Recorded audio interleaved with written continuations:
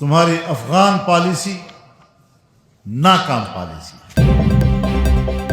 পাকিস্তানের জমিয়তে উলামায়ে ইসলামের প্রধান মাওলানা ফজলুর রহমান আফগানিস্তানকে কেন্দ্র করে পাকিস্তানের নীতির তীব্র সমালোচনা করেছেন। পাকিস্তানি ব্যবসায়ীদের সঙ্গে আলাপচারিতায় তিনি বলেছেন, পাকিস্তান সরকার গত ২০ বছর ধরে সন্ত্রাস বিরোধী লড়াইয়ের নামে মানুষকে ঘরবাড়ি ছেড়ে উদ্বাস্ত হতে বাধ্য করেছে, কিন্তু সন্ত্রাস কমার বদলে দিনকে দিন আরও বেড়েছে।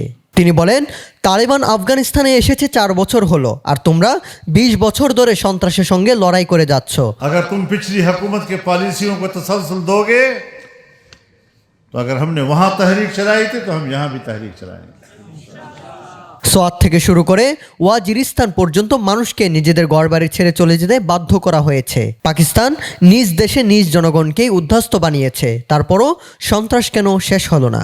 তিনি আরও যোগ করেন, পাকিস্তান আফগানিস্তানে কোনো ধরনের সরকারই সহ্য করতে পারে না এবং সবসময় এই ধরনের ইস্যুতে আফগানিস্তানের সরকারগুলোকেই দোষারোপ করে।